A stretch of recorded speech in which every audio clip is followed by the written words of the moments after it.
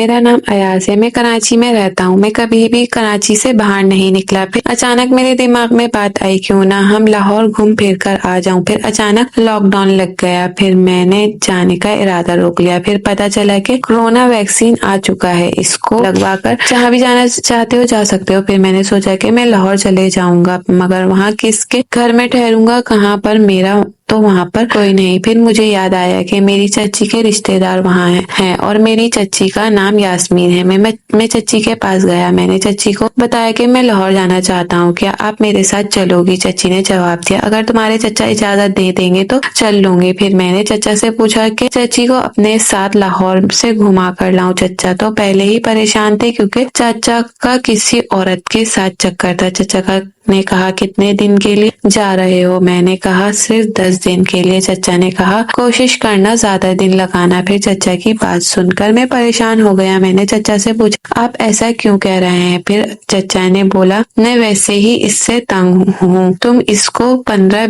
या 20 दिन के लिए ले जाओ। खैर, मुझे इससे क्या लेना देना। मैंने चाची से कहा। चाचा ने इजाजत दे दी, अभी आप चलोगी मेरे साथ लाहौर। तो चाची के दिल में हलचल मच गई, क्योंकि चाची भी बहुत तंग थी चाचा से, क्योंकि चाचा कहीं घुमाने के लिए नहीं लेकर जाता था। चाची बस घर में अपने बच्चों के साथ रहती थी। अच्छा, चाची का बेटा एक शादीशुदा है, मगर इसकी कोई औलाद नहीं। चाची की उम्र में और मेरी उम्र में 10 साल का फर्क है और 35 साल का हूँ, और चाची की उम्र 45 साल की है, मगर लगता नहीं कि चाची 45 साल की है। चेहरे से लगता है कि वो 30 या 35 साल की है। अच्छा, फिर कहानी की तरफ बढ़ते हैं। तो हम दोनों ने अपनी सारी तैयारी मुकम्मल की। फिर हम दोनों ट्रेन की तरफ चल पड़े। रात की 2 टिकट बुक करवाई थी। पहला महीना था, इस टाइम बहुत कम लोग ट्रेन में बैठे थे। जिस डब्बे में हम लोग थे वहाँ कोई भी नहीं था, बिल्कुल डब्बा खाली था, और इधर उधर नजर दौड़ाई तो कोई भी नहीं था। मैंने सोचा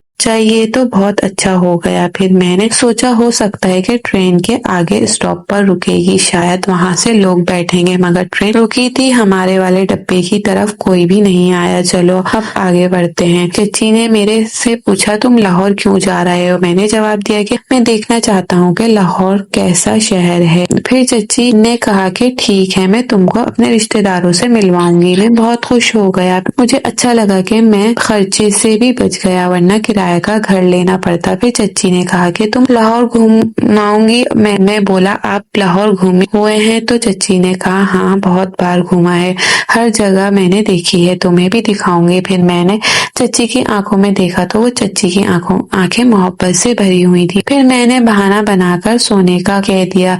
चाची ने कहा, ठीक है, तुम अपना ट्राउजर पहन लो और सो जाओ। फिर मैंने कहा, ठीक है, मैं पहन लेता हूँ। मैं बैग लेकर थोड़ा सा आगे की तरफ चला गया ताकि चाची ना देख सके। मैंने कहा, चाची आप, मुझे नींद आ रही है, मैं सो जाता हूँ। फिर चाची ने कहा सो जाओ। मैंने कहा, कहाँ, आप मेरे सामने वाले तकिए पर सो जाओ, पूरा डिब्बा खाली है। चाची ने कहा, मैं अकेले में नहीं सो सकती। फिर मैंने कहा, चाची मैं सोते वक्त नींद में घूमता रहता हूँ। चाची ने कहा, अच्छा, ये तो बहुत अच्छी बात है, मुझे मंजूर है, तुम मेरे साथ नीचे सो जाओ। फिर मैं के से उठा, नीचे सो गया। फिर चाची मेरे बराबर में लेट गई।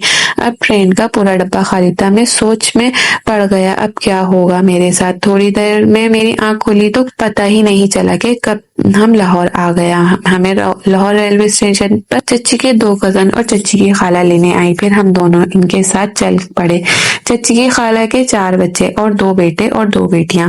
इनका घर 3 मंजिला था और छोटी मंजिल पर छोटी मंजिल पर एक कमरा था जहाँ पर मेहमान ठहरते थे। वो कमरा मेहमानों के लिए बनाया हुआ था। अच्छा, खाला के बच्चों के नाम सलमान, इमरान, सिद्रा और मलिका था। अब हम इनके घर पहुंचे तो दोनों बहनें हमारा इंतजार करके घर के दरवाजे पर खड़ी थी। चाची की खाला दोनों बेटियों में दोनों शादीशुदा थी। चाची आगे बढ़ी और दोनों से हाथ मिलाया। दोनों बहनों से आगे बढ़ने लगी। फिर अब मेरी बारी थी। मैंने भी हाथ मिलाया दोनों बहनों से।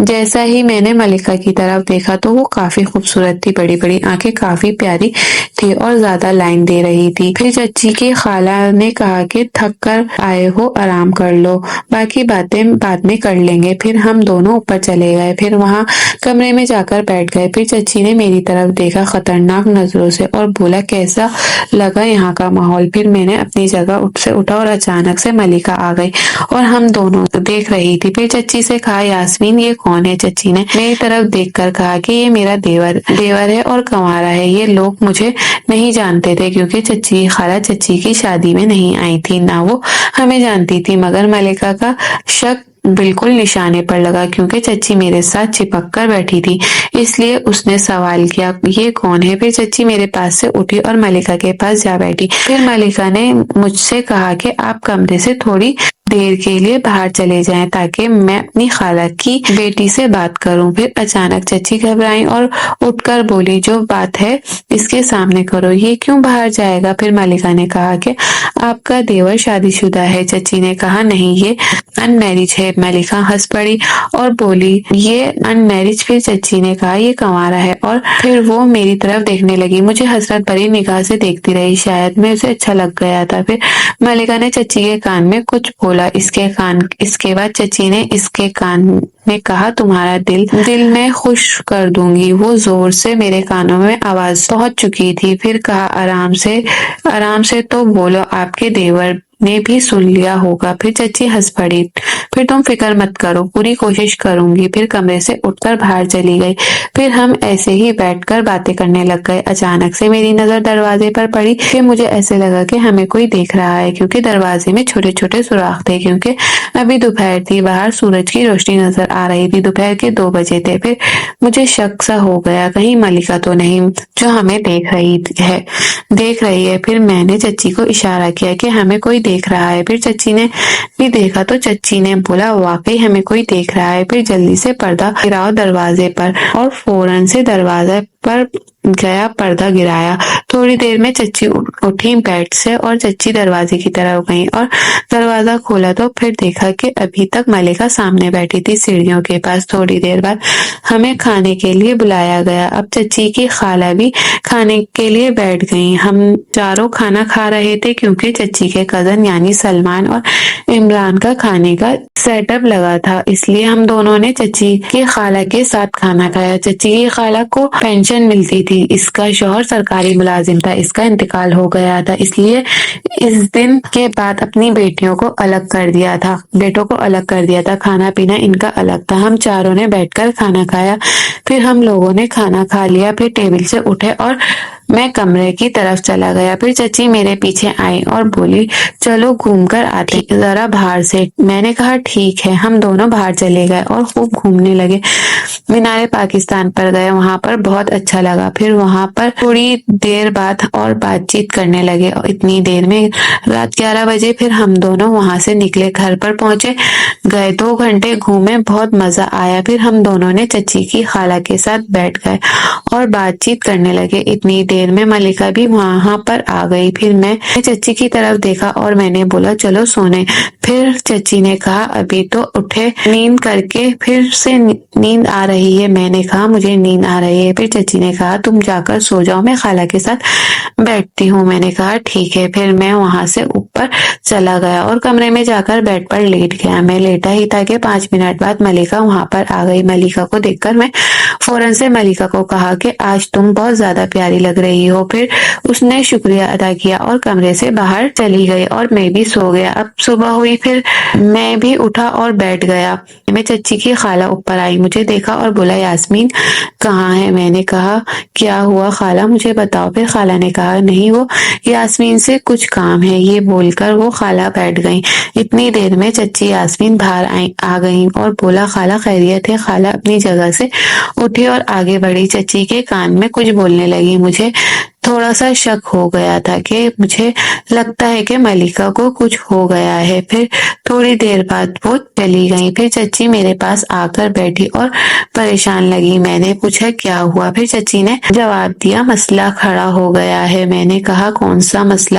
پھر چچی نے بولا ملکہ کو الٹیاں آ رہی ہیں صبح سے، اس لیے خالہ میرے پاس آئی ہیں۔ پھر خالہ نے ملکہ سے پوچھا تم الٹیاں کیوں کر رہی ہو؟ ملکہ بولی دراصل میں نے کھا لی ہوگی اس لیے مجھے الٹیاں آ رہی ہیں۔ چچی نے دل میں بولا شکر ہے بچ گئی۔ پھر ملکہ آرام آرام سے سیڑھیوں پر پاؤں رکھا اور اوپر آنے لگی۔ پھر چچی نے اس کا ہاتھ پکڑا اور اوپر لے کر آ گئی۔ پھر ملکہ نے بولا میں نے اماں سے جھوٹ بولا۔ چچی نے اچانک سے بولا کیا تم نے خالہ سے جھوٹ بولا ہے؟ تو اس نے بولا ہاں میں نے اماں سے جھوٹ بولا ہے۔ پھر چچی نے پوچھا حقیقت کیا ہے؟ پھر ملکہ نے بولا اماں ماں بننے والی ہوں۔ پھر چچی سر پکڑ کر نیچے بیٹھ گئی۔ پھر ملکہ میری طرف آنے لگی اور وہ کمرے میں جیسے ہی اندر آئی میرے کان میں بولی ماں بننے والی ہوں۔ اس کے بعد چچی کمرے کے اندر آئی اور بولا کیا باتیں چل رہی ہیں؟ پھر ملکہ نے کہا کہ یہ ہماری آپس کی بات ہے۔ کیوں ٹھیک بولا ہے میں نے؟